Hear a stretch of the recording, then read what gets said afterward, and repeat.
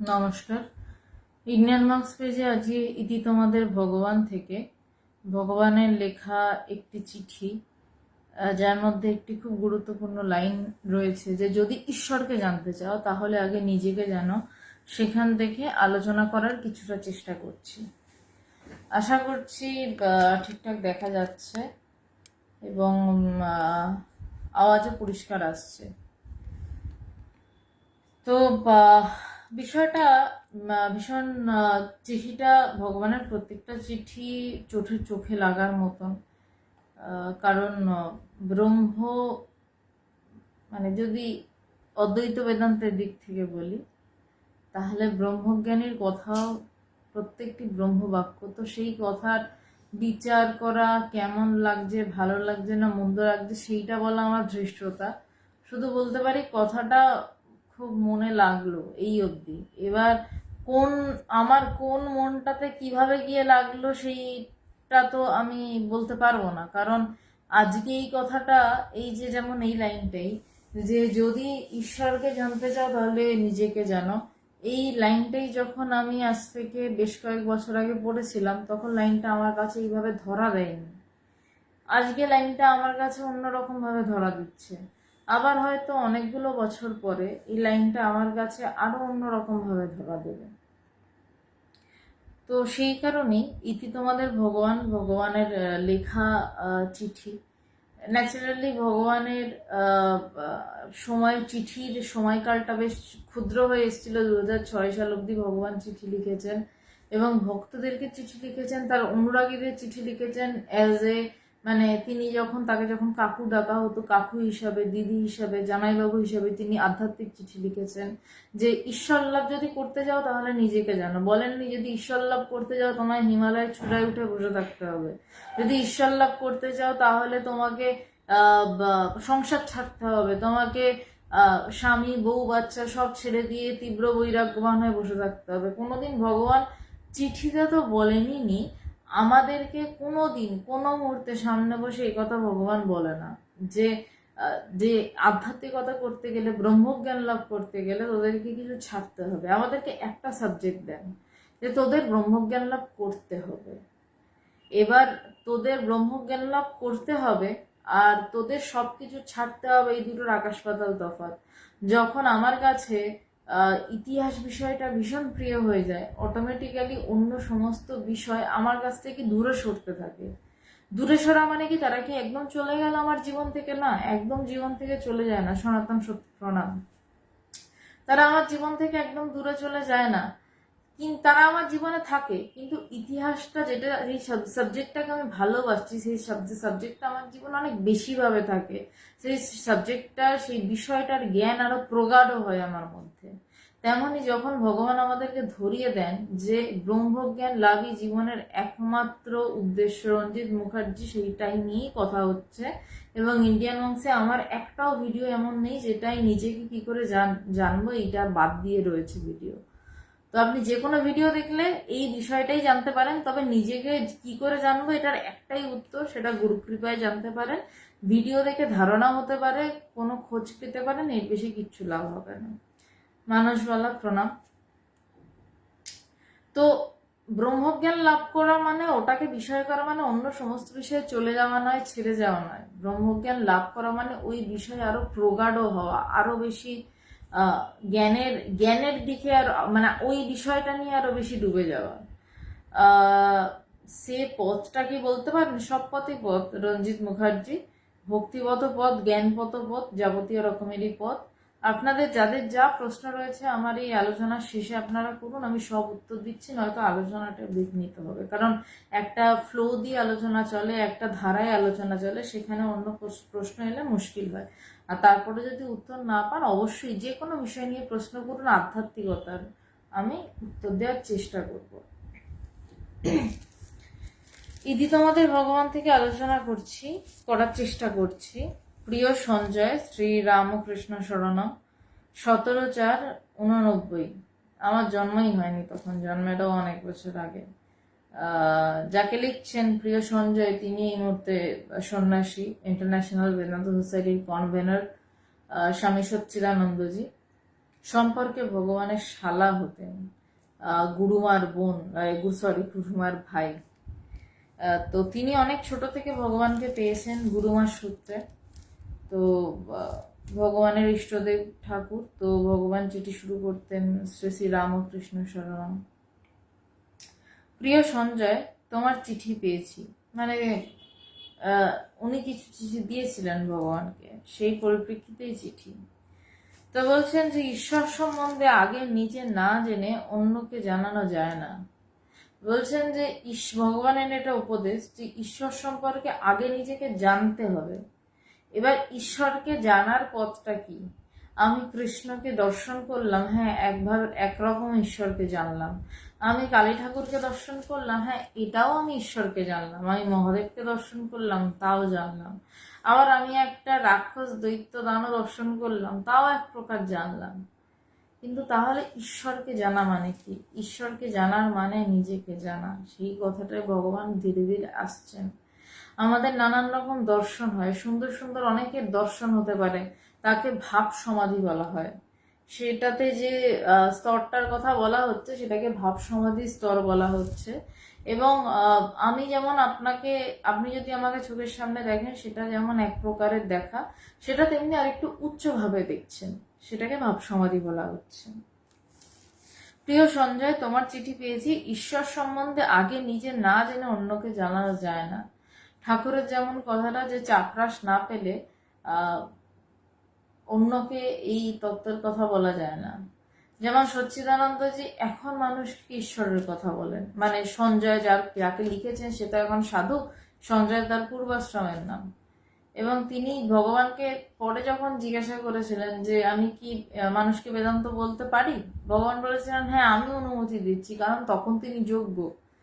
তো তাই জন্য ঈশ্বরকে জানাটা কি, সেইটা একটা বিষয়। যে ঈশ্বর সম্বন্ধে আগে নিজে না জেনে অন্যকে জানানো যায় না।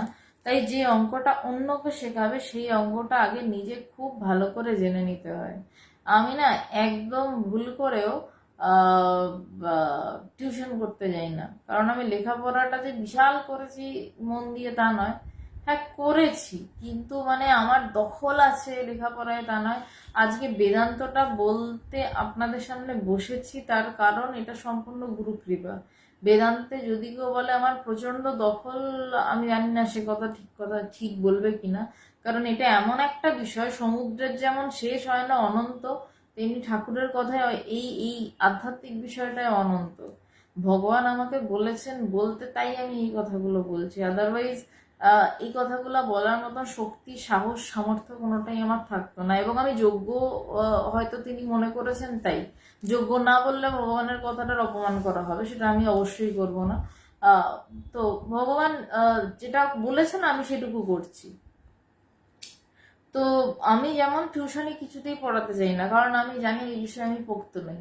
আর এই বিষয়টা নিয়ে আমি কথা বলছি কারণ জানি এই বিষয়টা আমার পিছনে এই যে ছবিটি দেখছেন, আমার গুরুদেবের ছবি, ভগবানের ফটো, তো আমি জানি এই মানুষটা আমাকে দিয়ে বলাবে, তাই আমি সেই কনফিডেন্সে আমি বলতে বসছি। তো রঞ্জিত মুখার্জি, অনেক জন্ম জন্মান্তর ঘুরে আসতে হবে তাই মনে হয়। আপনার যদি মনে হয় আপনি ঘুরতে পারেন, আর যদি মনে হয় এই জন্মেই করে ছাড়বো তো করে ছাড়তে পারেন। যাই হোক, আমি এগোই। আচ্ছা, আমার সাউন্ড ক্লিয়ার আসছে কিনা একটু যদি যারা লাইভে রয়েছেন একটু কমেন্ট করে জানান, তাহলে আমার খুব সুবিধা হয়।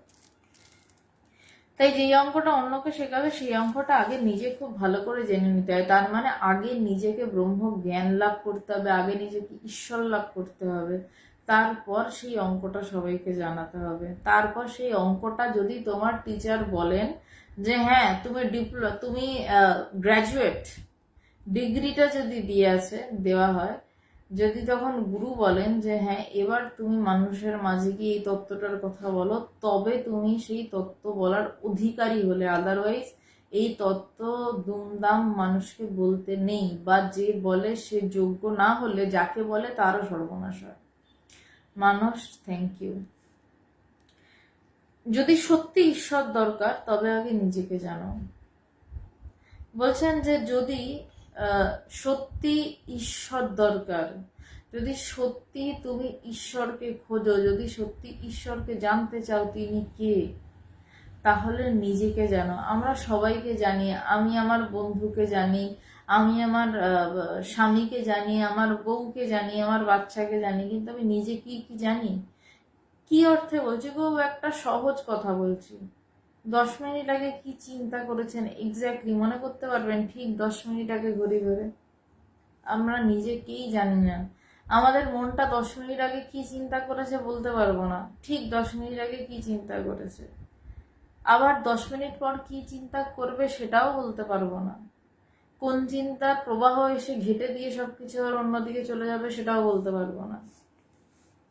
তাই বলছেন যে যদি সত্যি ঈশ্বর দরকার তবে আগে নিজেকে জানো। মানে নিজেকে জানা মানে এই মনটাকে জানা নয়, এই মনের দিকে তাকিয়ে থেকে, এই মনের দিকে তাকিয়ে বসে থেকে, এই মনের লাফালাফিটাকে দেখে মনটা যখন একেবারে উড়ে যায়, একেবারে শেষ হয়ে যায়, ছাই হয়ে যায়, তারপর যা পড়ে থাকে, মানে এইটা খুব স্বল্প ভাষায় বোঝানো মুশকিল। এটা হয়তো যখন বেদান্ত সাধনা আলোচনা আবার শুরু হবে সেটা বোঝানোটা সহজ হবে। রমেন প্রণাম সবাইকে, ধন্যবাদ যারা জানালেন যে সাউন্ড ঠিক আছে, নমস্কার। তো যদি সত্যি ঈশ্বর দরকার, ঈশ্বর দরকার মানে যদি সত্যি ব্রহ্মজ্ঞান লাভ দরকার তবে আগে নিজেকে জানো। মানে নিজেকে অর্থে কি? এই যে আমি দেখাচ্ছি আমি নিজে, আমি ত্রিষিতা সেন, এই আমি দেখালাম আমি ত্রিষিতা সেন। 10 বছর পর কি আমার এই সেম চামড়াটা থাকবে? যেই চামড়াটার উপর হাত দিয়ে দেখালাম, এই একটু পরে এই সেলটাই থাকবে না। প্রত্যেক মুহূর্তে সেল মারা যাচ্ছে বডিতে সায়েন্স অনুসারে, এই সেলটাই থাকবে না। তাহলে আমি কোন চামড়ার উপর হাত দিয়ে দেখাচ্ছি আমি ত্রিষিতা সেন? আমার বুদ্ধির উপর ভরসা করে দেখাচ্ছি এটা এটা ত্রিষিতা সেন। আমার এই বুদ্ধিটা বদলে যেতে পারে। আমি 12 বছর আগে বুঝলাম এই জগৎ সত্য, এই জগৎ সত্য, বিয়ে করা সত্য, কেরিয়ার তৈরি করা সত্য। আজকে আমি বুঝি এগুলো সব মিথ্যা, বেকার। আমার কাছে এই মুহূর্তে জ্ঞান লাভ ছাড়া আর কোনো সাবজেক্টকে সত্য বলে বোধই করি না। গুরু ছাড়ার কিছু সত্য বলে মনেই হয় না।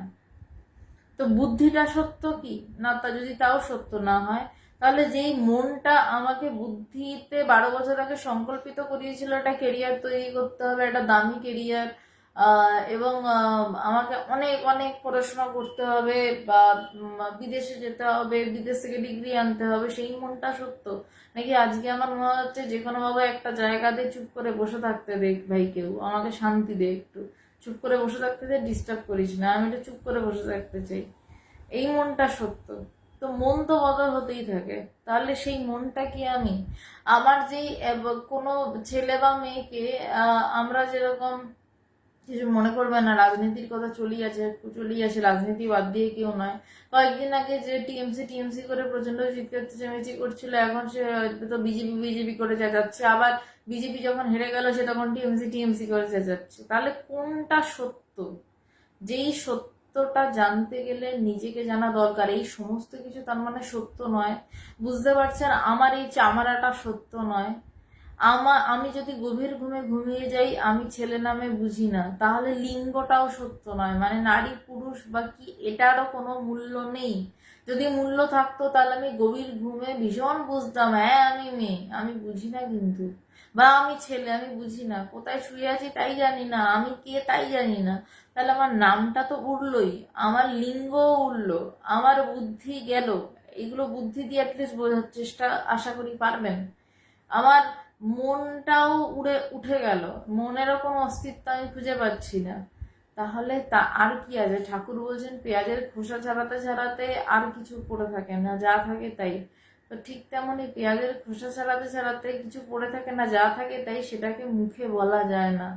সেটা যে বোধ করে, ঈশ্বরকে জানা মানে এটাই, সেটা যে বোধ করে সে জানতে পারে।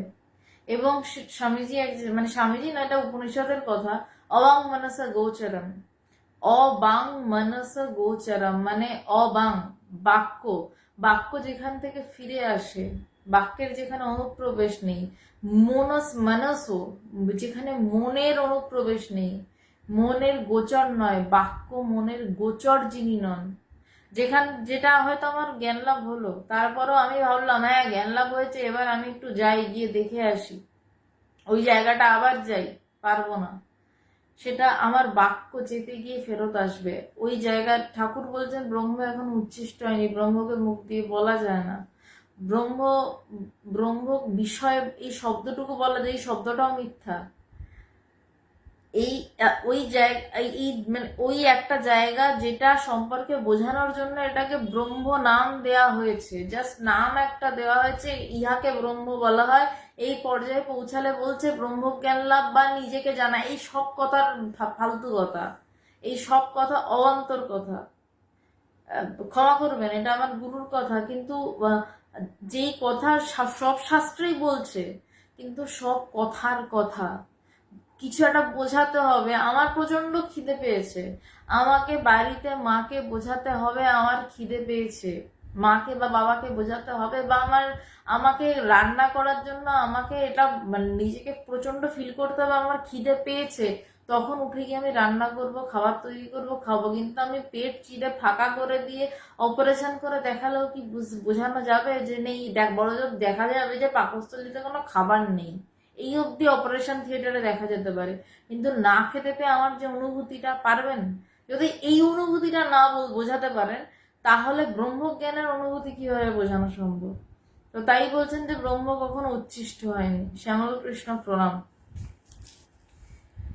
ওটা সংসারী মানুষের কাছে ভগবান লিখছেন যে সংসারী মানুষের কাছে সংসারটাই সত্য, তাই সংসারী মানুষের ঈশ্বরের ডাকা দুর্বলের ডাকা।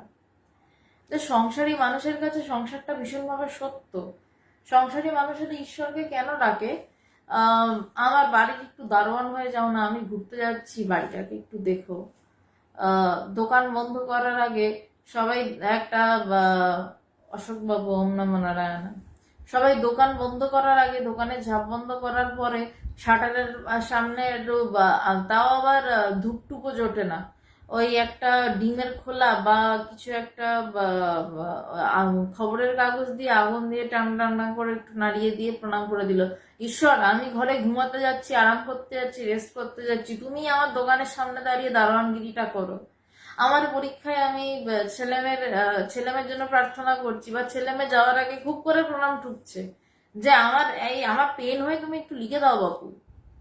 ঈশ্বরকে তো আমরা এভাবেই ডাকি। ঈশ্বরকে এই জন্য বলছে সংসারী মানুষের ডাকা দুর্বলের ডাকা। বীরের ডাকা কি না, ঈশ্বর আমার তোমাকে চাই। আজকে ভাবুন তো, আমি ঈশ্বরকে দারোয়ান বানাতে চাইছি, ঈশ্বরকে কখনো আমি নার্স বানাতে চাইছি, ঈশ্বরকে কখনো আমি ডাক্তার বানাতে চাইছি, অপারেশনটা হচ্ছে যেন ঠিক করে হয় তুমি দেখো, মানে তিনি মানে সমস্ত কিছু দেখভাল করবেন আর কি। তো আমরা ঈশ্বরকে এত কিছু বানাতে চাই, তার বদলে যদি আমরা ঈশ্বরকেই চাই যে ঈশ্বর আমি তোমাকে চাই, আমার মা যদি আমার হয়, তাহলে আমার মা তো এমনি আমার হয়ে সব করবেন। এটা আমি কুবুদ্ধি দিচ্ছি আর কি, কাইন্ড অফ। কারণ উপায় নেই, মানে যদি সংসারী লোকদেরকে জোর করে ঈশ্বরকে ডাকানোর চেষ্টা করানো হয়, তাদের সামনে কিছু একটা ফল তুলে দেখাতে হবে। আদারওয়াইজ ঈশ্বরকে চাওয়ার থেকে, ঈশ্বরকে চাওয়ার একমাত্র কারণ ঈশ্বরকে চাওয়া, ঈশ্বর সরি ঈশ্বরকে ভালোবাসার একমাত্র কারণ ঈশ্বরকেই ভালোবাসা, আর এর কোনো ভিন্ন কারণ নেই। এবং ঈশ্বরকে ভালোবাসতে যেই আনন্দ, যেই অনুভব ভিতরের, সেই অনুভব আর অন্য কিছুর সাথে ব্যাখ্যা করা যায় না। আমি এতগুলো যে উদাহরণ দিলাম যে ঈশ্বরকে পেলে আপনি সব পাবেন, সব পাবেন, কিন্তু সেটা যে কি পাওয়া সেটা আমি বলে এক্সপ্রেস করতে পারবো না। শান্তনুবাবু প্রণাম। সেটা আমি বলতে পারবো না, বোঝাতে পারবো না। বড় জোর বলতে পারি ঈশ্বরকে পেলে সে যে কি পেয়েছেন। আপনি যদি সামান্য একটা মানে মারাঠিকে গিয়ে রসগোল্লার টেস্ট না বোঝাতে পারেন, আপনি বলবেন না বাঙালি রসগোল্লা, ও বলবে রসগোল্লা कैसे कहते हैं, कैसे है, बोला आप बोलते हैं आप मीठा है, कैसा मीठा, चीनी के जैसा मीठा, अब बोलता है नहीं चीनी के जैसा मीठा नहीं। তো আপনি রসগোল্লার টেস্টটাই যদি না বোঝাতে পারেন, আপনি লাস্টে কি বলবেন? আরে ভাই দাঁড়াও, আমি যখন পরের বার কলকাতা যাবো তোমাকে আমি এনে রসগোল্লা খাইয়ে দেবো। তারপর তাকে যখন কলকাতা থেকে ফিরে রসগোল্লাটা খাইয়ে দিলেন, সে বললেন আরে এসা হ্যাঁ, সেও বলতে পারছে না কেমন খেতে, চিনির মতন মিষ্টি না গুড়ের মতন মিষ্টি। দুজনে যখন বললেন যে দেখলেন তো কেমন ভালো খেতে। যদি এইটা এরকম হয় সামান্য এই বিষয়টা, তাহলে ব্রহ্মকে কি করে বোঝানো সম্ভব? যে ব্রহ্ম এমন বড় জোর দুজন ব্রহ্মজ্ঞানী সামনাসামনি এলে এইটা বলবে, আহা এবং হাসবে, আনন্দ করবে তারা। সুতরাং ঈশ্বরকে যারা ভালোবাসে তারা সামনাসামনি বসলে তাদের ভাবভঙ্গি বদলে যাবে, তাদের কথা বদলে যাবে, তাদের আচরণ বদলে যাবে।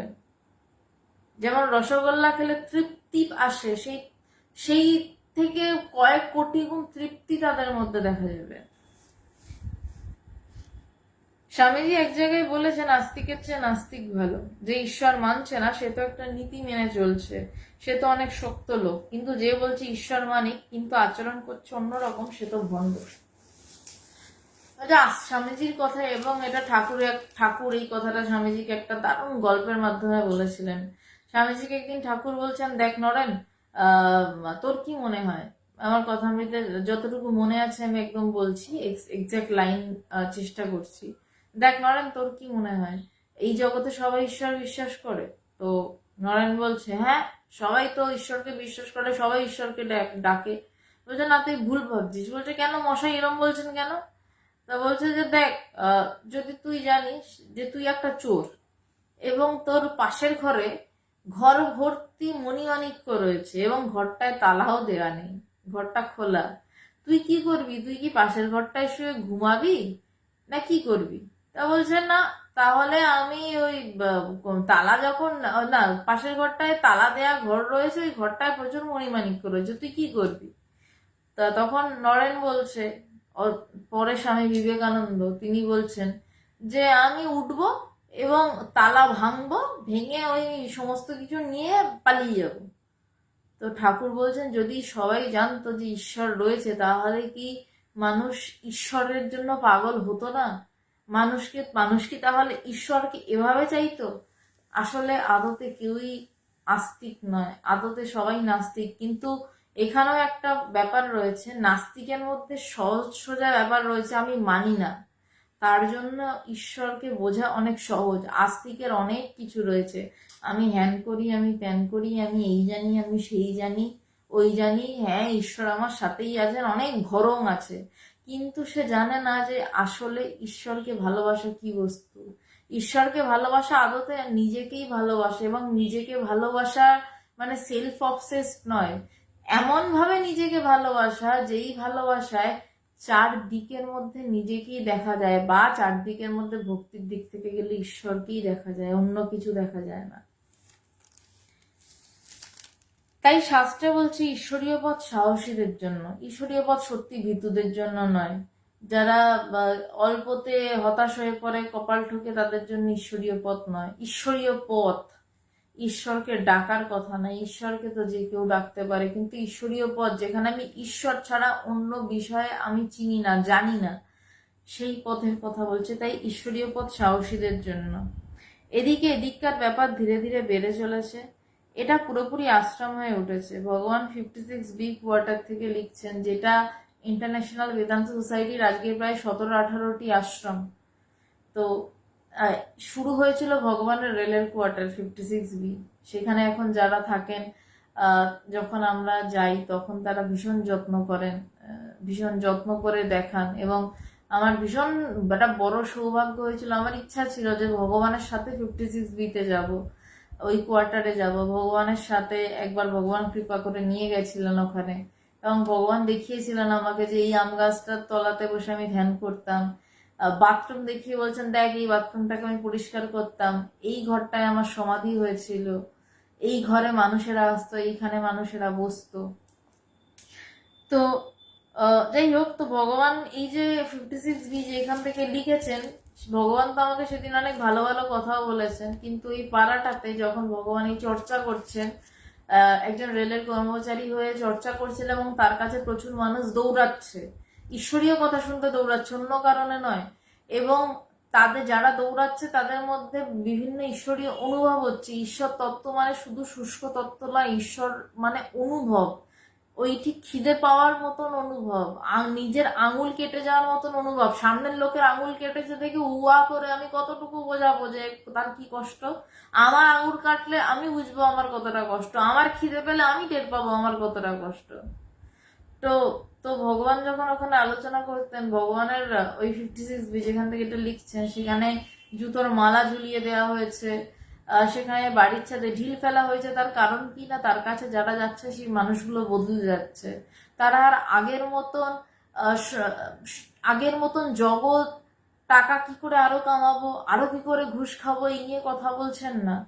তারা এটা বলছেন যে কি করে ঈশ্বরকে জানবো, কি করে আত্মজ্ঞান লাভ করব, কি করে ব্রহ্মজ্ঞান লাভ করব। অন্য কারোর ধ্যান হচ্ছে, সমাধি হচ্ছে, আর একজন লালায়িত হয়ে উঠছে, আমার কবে হবে। তখন ভগবানকে কাকু ডাকতো, তারপর ধীরে ধীরে গুরুজি, এবং 2003 সালের পর থেকে ভগবান বলে ডাকা হচ্ছে।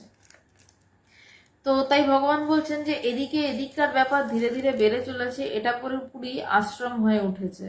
এবং যে চিঠিটি যেই সময় লেখা হচ্ছে 17/4/89 সালে, এই সময় তখনও ইন্টারন্যাশনাল বেদান্ত সোসাইটির রেজিস্ট্রেশন হয়নি। ইন্টারন্যাশনাল বেদান্ত সোসাইটির রেজিস্ট্রেশন হয়েছে এই বছরেরই, এটা এপ্রিল মাসের 17 তারিখে লিখছেন। এপ্রিল মাসের 17 তারিখে অনেক পরে একটি অন্য ঘটনা হয়েছিল, আমাদের কৃষ্ণ নাম এসেছিল, সেটা আলাদা কথা। এই যে মানে এই বছরেরই নভেম্বর মাসে ভগবানের গুরুদেব স্বামী কৃষ্ণ পবিত্রানন্দজির জন্মদিনের দিন ভগবান ইন্টারন্যাশনাল বেদান্ত সোসাইটি প্রতিষ্ঠা করেন। তো সেটার আভাস পাওয়া যাচ্ছে যে এদিককার ব্যাপারটা ধীরে ধীরে বেড়ে চলেছে। এটা পুরোপুরি আশ্রম হয়ে উঠেছে, মানে সেখানে ঈশ্বরীয় কথা ব্যতীত অন্য কোনো কথা আলোচনা হচ্ছে না, এবং সেখানে ঈশ্বর লাভ করছে, মানুষ ধ্যানস্থ হচ্ছে, সমাধিস্থ হচ্ছে, এছাড়া আর অন্য কিছু হচ্ছে না। তোমার দিদি পুরোপুরি এ ব্যাপারে সাহায্য করছে। সঞ্জয়, যা তার পরিচয় বললাম যে তিনি গুরুমার ভাই, মানে ভগবানের স্ত্রীর ভাই। তো সেক্ষেত্রে বলছেন যে ভগবানকে এই জ্ঞান লাভ করতে কিন্তু তার বউকে ছাড়তে হয়নি, তার মেয়েকে ছাড়তে হয়নি। তিনি তার বউ মানে অর্থাৎ গুরুমা এবং মেয়ে অর্থাৎ দেবযানী, তাদের সাথে নিয়ে এই জ্ঞান লাভ করেছেন। সুতরাং কিছু ছাড়ার প্রয়োজন নেই। কেউ সন্ন্যাসী হয় সেটা তার চয়েস, কেউ বিয়ে করে সেটা তার চয়েস, তার সাথে ব্রহ্মজ্ঞানের কোনো সম্পর্ক নেই। তা বলছেন ভগবান তোমার দিদি পুরোপুরি এ ব্যাপারে সাহায্য করছে, না হলে ঠাকুরের কাজ চলতে পারতো না। গুরুমা যদি সাহায্য না করতেন, গুরুমার অবদান ইন্টারন্যাশনাল বেদান্ত সোসাইটিতে সাংঘাতিক। গুরুমা যদি পুরো পিছনে থেকে একদম সাইলেন্টলি সাহায্য না করতেন, ইন্টারন্যাশনাল বেদান্ত সোসাইটি এভাবে ছড়াতে পারতো না, এভাবে প্রতিষ্ঠিত হতে পারতো না। তোমরাও না হলে ঠাকুরের কাজ চলতে পারতো না। একদিন না একদিন তোমরাই মানুষটিকে চিনতে পারবে। ভগবান লিখছেন 1989 সালে লিখছেন, এবং সেই সঞ্জয় ভগবানকে নিশ্চয়ই চিনতে পেরেছিল বলেই সে আজকে ভগবানের সন্ন্যাসী স্বামী সচ্চিদানন্দ, যিনি মায়ের বাড়ির দায়িত্ব সামলাচ্ছেন, এবং ভগবান তাকে মায়ের বাড়ির দায়িত্ব দিয়েছেন সামলানোর জন্য। একদিন না একদিন চিনতে পারবে বলেছিল, সেই একদিন না একদিন অবশ্যই চিনেছেন বলে তিনি আজকে মায়ের বাড়ির দায়িত্ব সামলাচ্ছেন বিরাটিতে। তোমরাও অনেক পুণ্য করেছো, না হলে এমন জামাইবাবু পেতে না। ন্যাচারালি এমন জামাইবাবু পেতে গেলেও তো পুণ্য করতে হয়, নয়তো যার তার বাড়ির জামাইবাবু হয়তো তিনি যাবেন না। গুরু মহারাজজি কেমন করে ধীরে ধীরে আমাকে গড়ে তুলেছেন তা আমি অনুভব করছি। ভগবানের গুরু মহারাজজি দেহ রেখেছেন 1985 সালে। 4 বছরের পর ভগবান বলছেন যে আমি ধীরে ধীরে অনুভব করছি তার চরম অজাতবাদের নির্বিকল্প সমাধি হয়েছে, এবং সেইখানে এই সমাধিতে কি বলছে, সে বড় বিষমঠাই গুরু শিষ্য দেখা নাই। সেখানে গুরুও নেই, শিষ্যও নেই, কিন্তু সেই সমাধি থেকে ফিরে এলে শিষ্য এতটাই গুরুগত প্রাণ, যথার্থ জ্ঞান লাভে শিষ্য এতটাই গুরুগত প্রাণ হয় যে সেই ইলাইন লিখছে যে গুরু মহারাজজি কেমন করে ধীরে ধীরে আমাকে গড়ে তুলেছেন তা আমি অনুভব করছি। বলছেন আমি অনুভব করছি তিনি কিভাবে আমাকে গড়ে তুলেছেন, এতটা তার গুরুর প্রতি ভালোবাসা। সে কিন্তু নিজে গুরু, তখনও ভগবান নিজে গুরু হয়ে গেছেন অলরেডি সেই সময়, কিন্তু তার গুরুর প্রতি ভালোবাসা কমেনি। আমার মনে আছে একদিন 2014 সাল 13 সাল ভগবান আমাদেরকে বারবার একটা কথা বলতেন যে তোরা আমার জন্য দাঁড়িয়ে থাকিস, রইল তোদের দাঁড়িয়ে থাকা, যদি আমার গুরু আসে আমি তার হাত ধরে চলে যাব। ভগবানের গুরুদেব পবিত্রানন্দজি সারাক্ষণ সিগারেট খেতেন। ভগবান বলতেন যে আমি বুঝতাম না উনি সারাক্ষণ সিগারেট খান কেন। পরে বুঝেছি মনটাকে নামিয়ে রাখতে খান, নয়তো তার মন এত উচ্চ অবস্থায় থাকতো। এই কথাটা হয়তো এই মুহূর্তে আপনারা বুঝতে পারবেন না, কারণ একটু কঠিন কথা বলছি। যে মন এত উঁচু অবস্থায় চলে যায় যে এই সময় কিছু একটার উপর মন দিয়ে মনটাকে রাখতে হয়, বাধ্য হতে হয়। তো গুরু মহারাজ যে ক্রমাগত সিগারেট খেতেন, তো বারবার সিগারেট খেতেন। তো ভগবান আমাদেরকে বলতেন যে তোরা আমার জন্য দাঁড়িয়ে আছিস, তোরা বলিস আমাকে খুব ভালোবাসিস, তোরা যদি সবাই দাঁড়িয়ে থাকিস যেন আমার গুরু মহারাজজি আমার জন্য দাঁড়িয়ে থাকেন, তো আমি আমার গুরু মহারাজজির হাত ধরে চলে যাব, বলবো তুমি এসছো চলো। আমি ভাবতাম যে এটা ভগবান বলছেন, তখন আরো ছোট, বুঝতেই পারছেন 10 বছর আগের কথা, যে আমরা যদি থাকি দাঁড়িয়ে সবাই, ভগবানের গুরু মহারাজজি ডাকলে ভগবান চলে যাবেন। তো তখন একদম কলেজের ফার্স্ট ইয়ার প্রথম দিন, ভগবান লেক গার্ডেন্স আশ্রমে আসবেন, সমস্ত ঠিকঠাক, আমি কলেজ কেটেছি এবং অপেক্ষা করছি কখন ভগবান আসবেন। হঠাৎ একটা ফোন এলো বিরাটি মায়ের বাড়ি থেকে, যে একটি স্বপ্ন দেখেছেন ভগবানের মেয়ে, যে ভগবানের গুরু মহারাজজি ভগবানের নাম ধরে বলছেন যে ভগবানের সেই সময় শরীরটা খুব খারাপ ছিল, জোর কি হয়েছে ওকে আমার কাছে আসতে বল। তো ভগবানের মেয়ে দেবযানীদি ভগবানকে জাস্ট ওই কথাটা ফোন করে বলেছেন। ভগবানের আসার কথা ছিল লেক গার্ডেন্স, এবং আমি এবং আরেক দিদি তারা রাস্তায় ঘুরছি, কারণ অফিস কেটেছি আর আশ্রম তো দুপুরবেলা বন্ধ, ঢুকতে পারছি না। তোর গরম ছিল মনে আছে, গরমে রাস্তায় রাস্তায় ঘুরে বেড়াচ্ছি, এত এরকম মরুভূমির মতনও গরম কলকাতায় তখন ছিল না। তো ফোন এলো যে ভগবান স্বপ্ন দেখেছে তার গুরু তাকে ডাকছে। ভগবান সাথে সাথে বললেন যে আমি আমার গুরুদেবের কাছে যাব। জনাইতে ভগবান দৌড়ালেন গুরুদেবের আশ্রমে, এবং গুরুদেব সিগারেট খেতেন, যেই ব্র্যান্ডের সিগারেট খেতেন গুরুদেবকে দেওয়ার জন্য সেই সিগারেট নিয়ে গেলেন। এবং অদ্ভুতভাবে সেই ওই ঘটনার পর থেকে ভগবান আরো সুস্থ হওয়া শুরু করলেন, অনেকগুলো দিন অনেক সুস্থ থাকলেন।